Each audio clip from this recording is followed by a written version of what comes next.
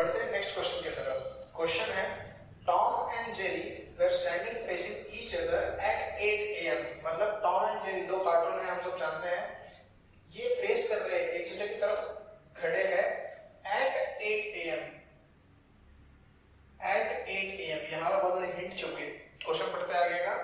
Shadow of Tom falls exactly to his right, to which direction was Jerry facing.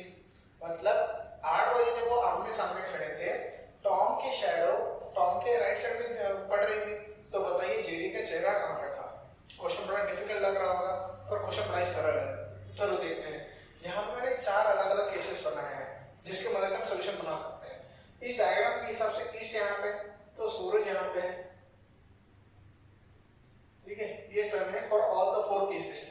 ठीक है, क्यों मैंने east में बनाया है? सवेरे के 8 बजे 8 AM बोला है, मतलब क्या मॉर्निंग का समय, तो डेफिनेटली सन कहाँ पे होगा? ईस्ट में।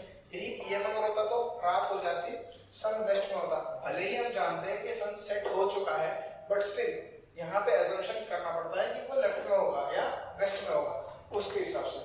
तो देखिए क्वेश्चन में भी हमको पूछा है, बताया है कि टॉम की शैडो उसके राइट साइड में है सवेरे 8 बजे। तो हम केस नंबर 1 को देखते हैं। चलो एक काम करते हैं, मैं इसका नाम देता हूँ A, B, C and D। तो चारों केसेस में से कौन सा केस हमारा आंसर बनता है उसको समझते हैं। देखिए क्वेश्चन में बोला है वो साउथ, उसका सन जो है वो ईस्ट में है, तो ईस्ट में अगर टॉम को खड़ा किया तो वेस्ट में जेरी हो जाएगा। क्यों? Because they are opposite to each other. ठीक है, तो यहाँ पे अगर हमने टॉम को खड़ा किया which is in the east side, तो उसका शैडो कहाँ पे पड़ेगा? वेस्ट में। ऐसा क्यों? क्योंकि टॉम के पीछे के साइड में सूरज है, तो उसके राइट साइड में शैडो बन ही नहीं सकती। मतलब ये वाला केस नहीं बन रहा। क्लियर? अब नेक्स्ट केस देखते हैं। टॉम को अगर साउथ पे खड़ा किया और जेरी को नॉर्थ पे खड़ा किया, ठीक, तो सूरज कहाँ पे है? ईस्ट में। जब टॉम के ऊपर सूरज की परछाई गिरेगी या सनलाइट गिरेगी, तो उसका शैडो कहाँ पे आएगा? यहाँ पे आएगा। मतलब क्या? लेफ्ट साइड में। पर क्वेश्चन में क्या बोला है? It is on his right side. मतलब ये भी केस क्या है? नहीं है। मतलब 2 केसेस हमारी गलत है, असम्पशन गलत है। तीसरा केस देखते हैं।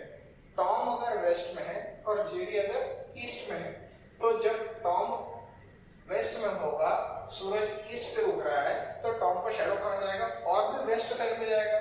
मतलब ये भी उसका कोई केस नहीं बन रहा है। क्यों नहीं बन रहा? क्योंकि टॉम की शैडो उसके राइट साइड में गिर रही है। मतलब ये तीनों केसेस नहीं है, बची एक केस है, वही उसका आंसर भी है। पर वेरीफाई कैसे करें कि ये आंसर सही है कि गलत है? तो देखो, Tom is standing at the north. Clear? Tom जब नॉर्थ पे है, सूरज ईस्ट में है, जब वो सूरज उसके ऊपर सनलाइट गिराएगा, तो टॉम की शैडो कहाँ पे गिरेगी? यहाँ पे, जो कि टॉम का राइट साइड है। Understood? And Tom is facing towards Jerry and Jerry is facing towards Tom. ये क्वेश्चन का पहला स्टेटमेंट है, because they are facing opposite to each other and facing each other. तो यहाँ पे अगर ऐसे बात है, तो टॉम का शैडो राइट साइड में गिर गया। क्वेश्चन में पूछा है कि जेरी का चेहरा कहाँ पे, तो सीधा सीधा देख सकते हैं that Jerry space is towards the north. मतलब क्या? Answer is north. Answer is north. ऐसा भी हो सकता है क्वेश्चन में, देखा जाए तो ये 2 केस बन ही नहीं सकते। ये वाला केस बन ही नहीं सकता। ये केस क्यों नहीं बन सकता? क्योंकि सूरज लेफ्ट में कभी जाएगा नहीं, सूरज कभी नॉर्थ में जाएगा नहीं या साउथ में जाएगा नहीं। पर क्वेश्चन में अगर सन मेंशन नहीं है, कोई अदर लाइट सोर्स है, एग्जांपल लाइट, CFL बल्ब, ऐसा कुछ यूज हो रहा है, तो कहीं से भी लाइट आ सकती है। तो उस केस में हमारा ये जो नॉर्थ ईस्ट वेस्ट साउथ वाला कॉन्सेप्ट है, उसको जरूर याद रखना।